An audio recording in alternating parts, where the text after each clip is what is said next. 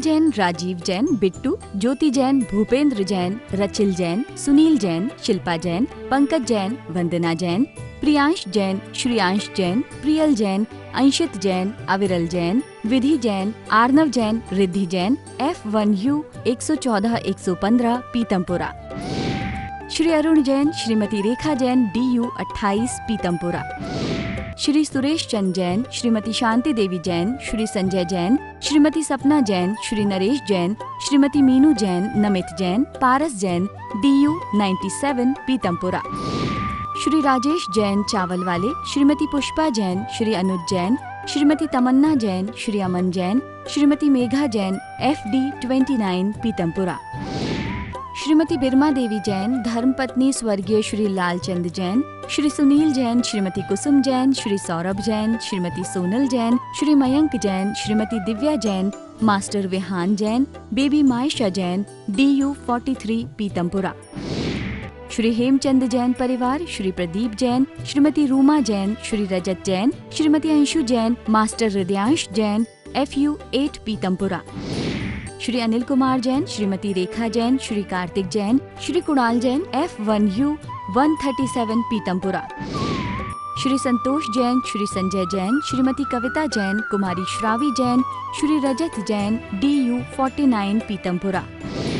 Shri Prakash Chand Jain, Shrimati Chandrakanta Jain, Shri Pankaj Jain, Shrimati Neelam Jain, Shri Sushant Jain, Shri Divyansh Jain, CU 76 Pitampura. मोक्ष मार्गस्य नेतारं भेत्तारं कर्म भूभृतां ज्ञातारं विश्वतत्त्वानां वन्दे तद्गुणलब्धये। मंगलं भगवान् वीरो मंगलं गौतमो गणी मंगलं कुंदकुंदार्यो जैन धर्मोस्तु मंगलम। तत्वार्थ सूत्र महान ग्रंथ है, परम उपकारी आत्मकल्याणकारी। आचार्य कुंद के पट शिष्य आचार्य उमा स्वामी द्वारा यह विक्रम की प्रथम शताब्दी में लिखा गया है। यह तत्वार्थ सूत्र 10 अध्यायों में, जिसमें 7 तत्वों का विशद रूप से वर्णन पाया जाता है, सूत्रात्मक शैली में है। संस्कृत इसकी भाषा है। गूढ़ात्मक रहस्य जिसमें भरे हुआ है। आगम भगवान महावीर की वाणी का सार जिसमें है, ऐसा यह तत्वार्थ सूत्र ग्रंथ है। हम सभी लोग इसमें 7 तत्वों के वर्णन में पहले अध्याय का सूत्र पढ़ रहे थे। सम्यक ज्ञान का वर्णन चल रहा था। 5 ज्ञान जो है वो सम्यक ज्ञान है, प्रमाणभूत ज्ञान है। इसमें हमने पहला जो ज्ञान मति ज्ञान था, जिससे इंद्रियों मन की सहायता से होता है, उसका सूत्र पढ़ रहे थे। और उसमें मति ज्ञान के पर्यायवाची नाम, मति ज्ञान को और क्या क्या कह सकते हैं, इसके बारे में बात चल रही थी। तो इस सूत्र को समझाने के पहले एक बार अपन बोर्ड में पुनः उस सूत्र को देखते हैं और फिर आगे चलते हैं। प्रथम अध्याय का 13 नंबर सूत्र है, मति स्मृति संज्ञा चिंता विनिबोध इत्यनर्थांतरम। यह सूत्र अपन ने पढ़ा था। मति स्मृति संज्ञा, इसकी संधि तोड़ी थी चिंता अवनिबोध, चिंता अवनिबोध। इत्यनर्थांतरम इति अन अर्थ अंतरम। इस प्रकार अन नहीं है, अर्थ मतलब स्वरूप परिभाषा, अंतरम दूसरी। मति ज्ञान की इनकी परिभाषा दूसरी नहीं है, अर्थात ये जो है पर्यायवाची शब्द हैं। ऐसा आचार्य ने मति ज्ञान के भेद में बताया था। इसमें अपन ने मति ज्ञान पढ़ लिया था, स्मृति ज्ञान पढ़ लिया था और संज्ञा ज्ञान भी पढ़ लिया था। पुनः एक बार देखते हैं। मति मतलब जो इंद्रियों मन से जो ज्ञान होता है वो मति ज्ञान है। स्मृति ज्ञान जो अपन को मति ज्ञान से हुआ था, उसको पुनः कभी स्मरण में आए तो वो अपना स्मृति ज्ञान कहलाता है। संज्ञा का ज्ञान का मतलब होता है जोड़ रूप ज्ञान, जो पीछे हुआ था और वर्तमान में यह वही है, यह उस जैसा है, उससे भिन्न दिख रहा है या उससे छोटा या बड़ा है, ऐसा जो ज्ञान होता है ये संज्ञा ज्ञान होता है। आज अपन आगे का ज्ञान देखेंगे, यह आगे का। तो इस प्रकार से स्मृति, मति और संज्ञा, संज्ञा का दूसरा नाम बताया था प्रत्यभिज्ञान। वर्तमान और भूत के जोड़ रूप ज्ञान को प्रत्यभिज्ञान कहते हैं। और इसके चार भेद अपन ने पढ़े थे, एकत्व, सादृश्य, विसादृश्य और प्रतियोगी, ये चार प्रकार का ज्ञान।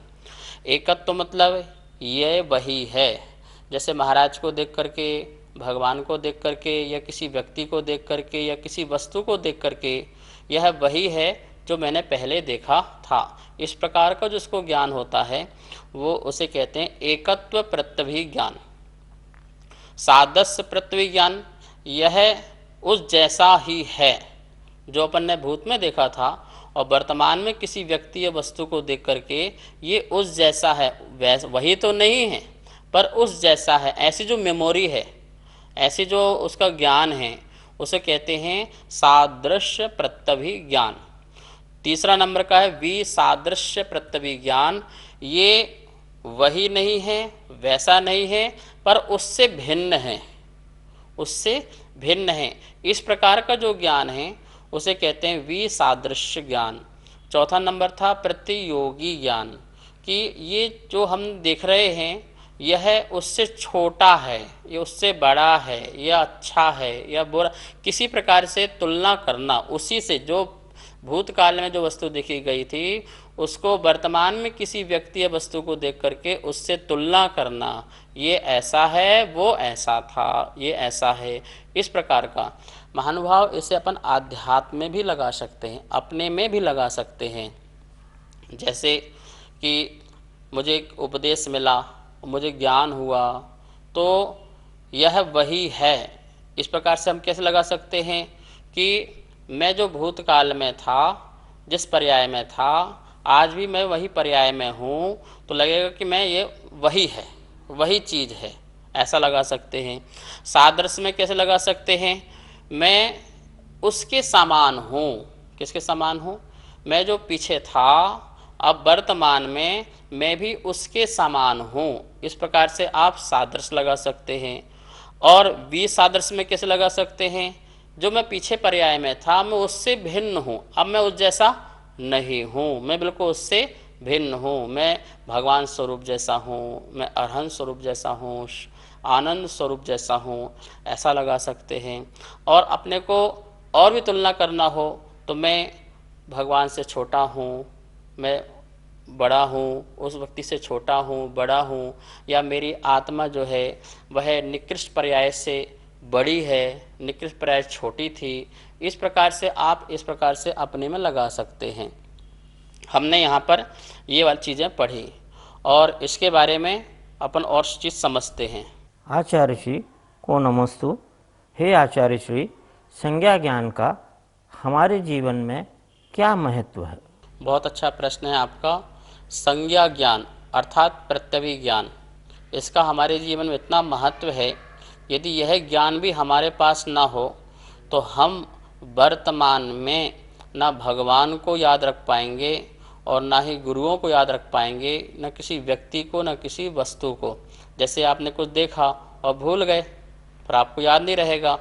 और यदि संज्ञा ज्ञान इतना आपका क्षयोपशम है, आत्मा का ज्ञान इतना उघाड़ है, जैसे आपने पारसनाथ की वेदी में सामने गए और अरे यह तो वही भगवान है जो मैंने कल देखा था, ये तो वही गुरु है जो मैंने कल गुरु को देखा था, ये तो वही व्यक्ति है जिनको मैंने कल देखा था।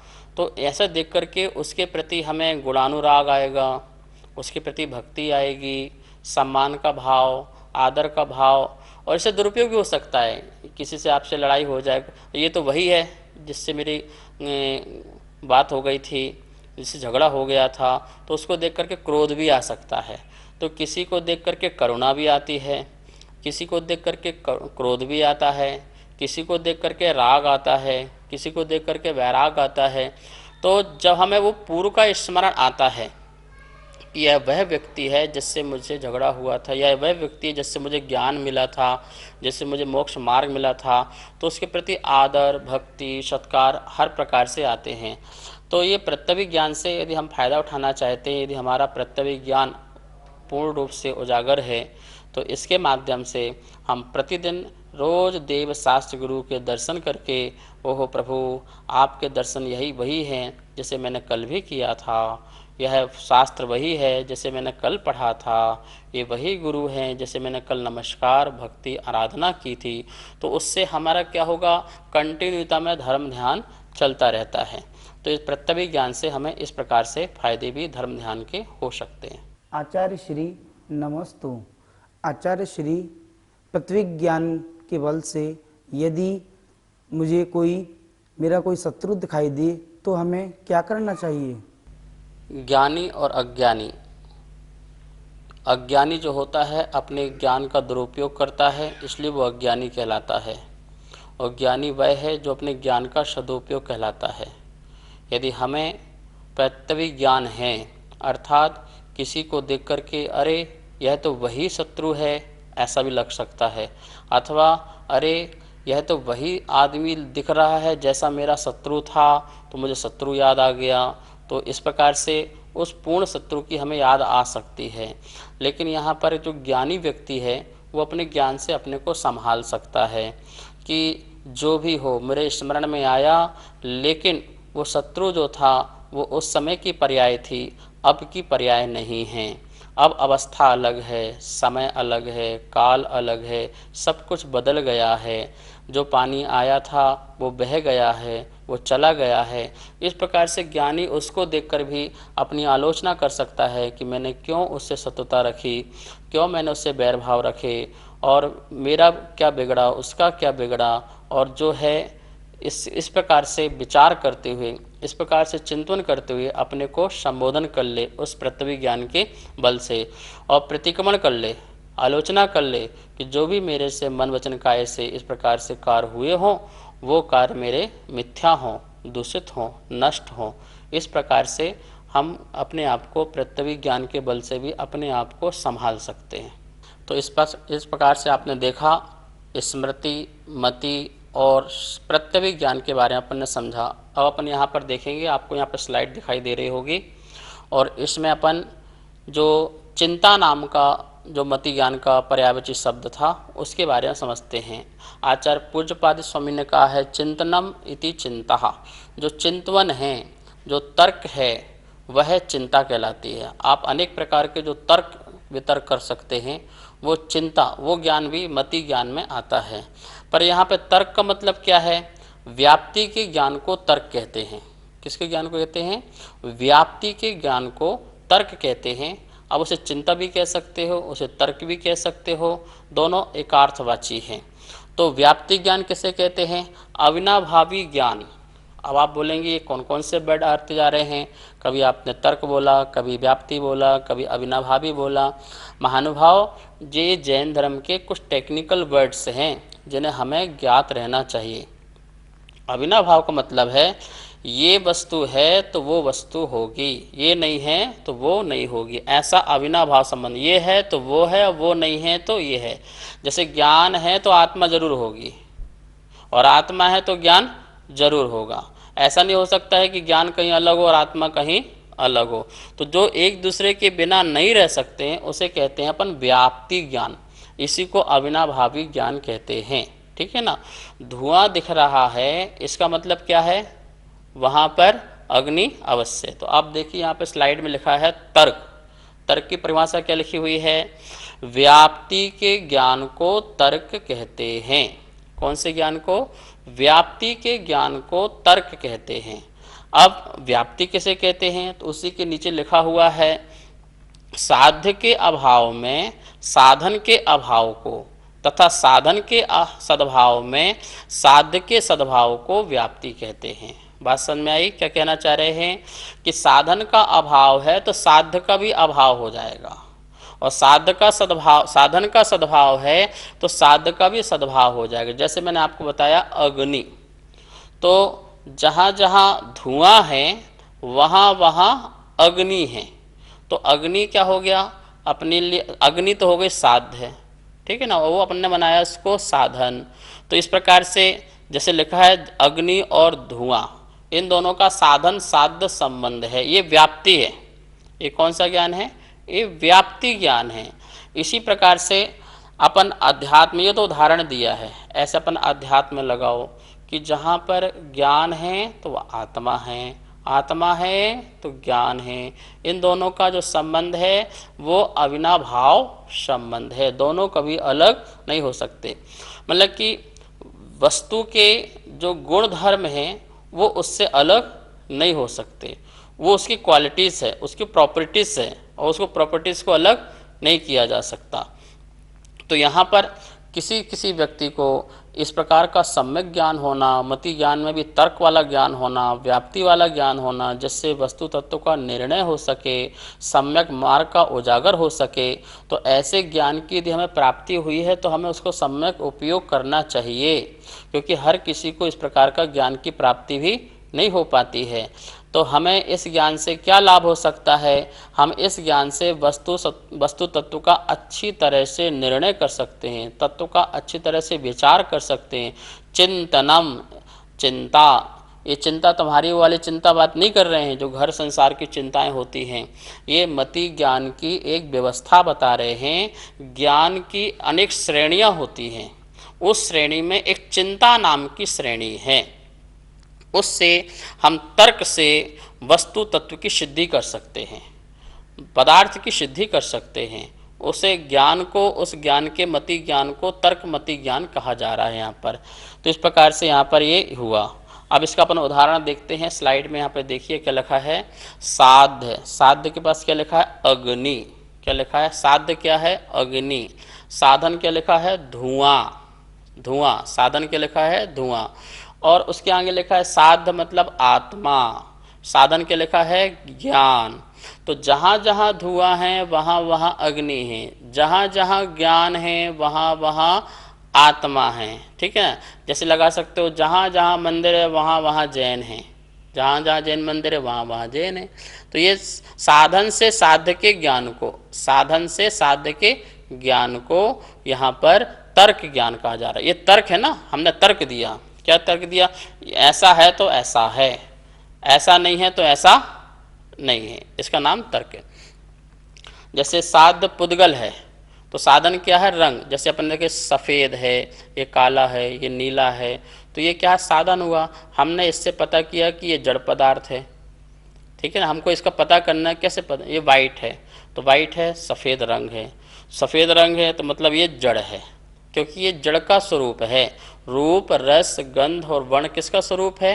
ये जड़ का स्वरूप है, निर्जीव का स्वरूप है। तो हमने निर्जीव स्वरूप को किसी एक साधन पकड़ा, हमने उसको पता कर लिया। ऐसे अपन ने आत्मा के बारे में पता करना, अपन ने एक साधन पकड़ा और आत्मा को पकड़ लिया। तो ये ऐसा ज्ञान, ऐसी प्रगटता होना, ऐसा क्षोसम प्रकट होना, ये भी बहुत बड़ी बात होती है। महानुभाव, ये पेड़ पौधों आदियों को इस प्रकार का ज्ञान नहीं हो पाता है, उनको तो अपने से खाने पीने का ही ज्ञान में लगे हुए हैं।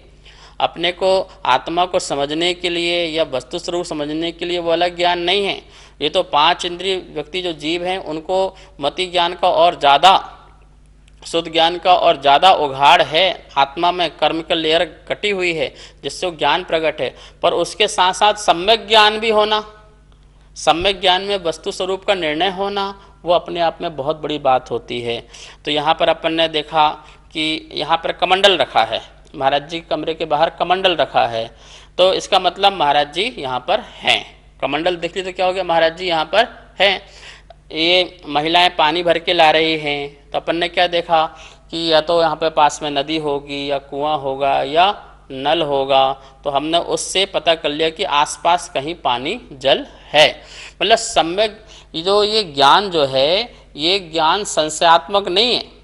साधन है तो साध्य जरूर होगा, निश्चित होगा। ऐसा ज्ञान की प्राप्ति होना, ये मुनि है तो मोक्ष है, ऐसा साधन से साध्य का ज्ञान प्राप्त करना। हमारे पास दूसरी वस्तु अभी सामने नहीं दिख रही है, पर उसका एक चीज दिख रही है जिससे दूसरी वस्तु का पूरा ज्ञान हो रहा है। ऐसे हमारे पास ज्ञान, हम ज्ञान से सुख दुख का अनुभव कर रहे हैं, इसका मतलब कि परम सुख की प्राप्ति भी हो सकती है, इसका मतलब परम आनंद की प्राप्ति भी हो सकती है। इसी को सम्यक ज्ञान कहते हैं। तो महानुभाव, ये हुआ तर्क वाला ज्ञान और इसका उदाहरण। अब लास्ट वाला है अवनिबोध। कौन सा है वो? अवनिबोध। इसको अनुमान ज्ञान भी कहते हैं। कौन सा ज्ञान कहते हैं इसको? अनुमान।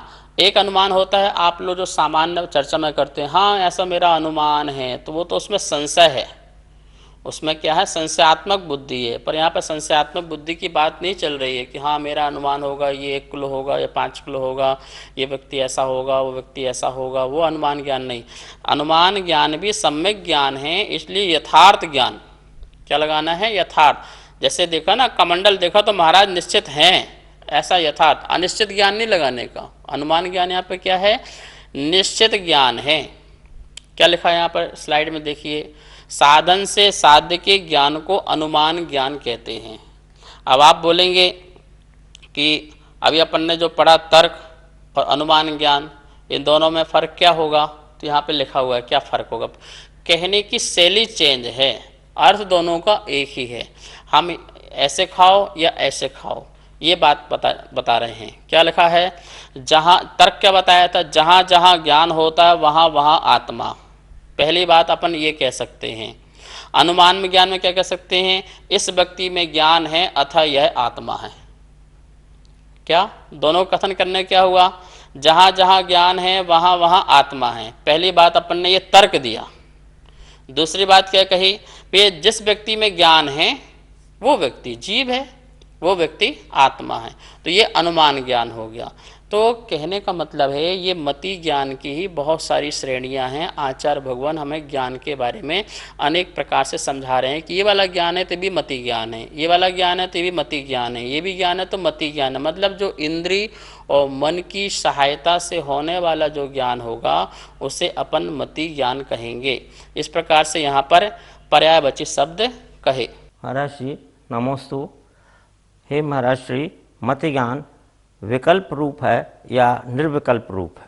मति ज्ञान जो है वह साविकल्प ज्ञान ही है, निर्विकल्प ज्ञान नहीं है।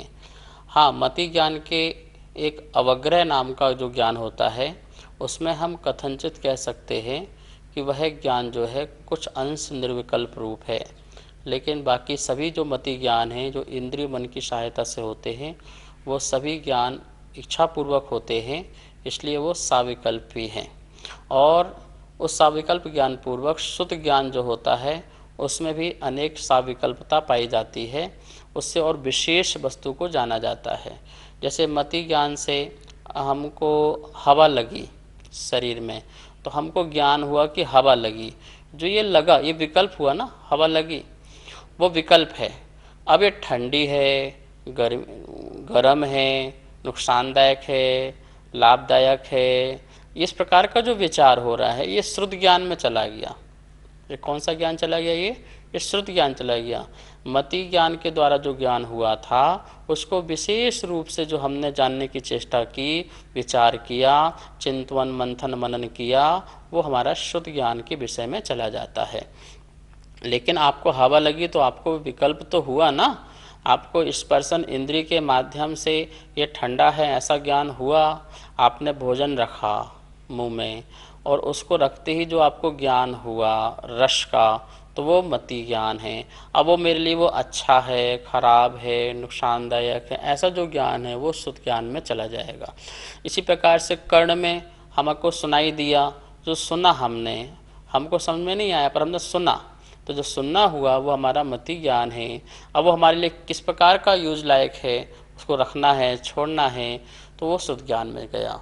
इस प्रकार से पांचों इंद्रिय और मन संबंधी जो भी हमें ज्ञान हो रहा है मति ज्ञान संबंधी, वो हम उसे निर्विकल्प नहीं कह सकते हैं, क्योंकि हमारा आत्मा का उसमें उपयोग जाता है।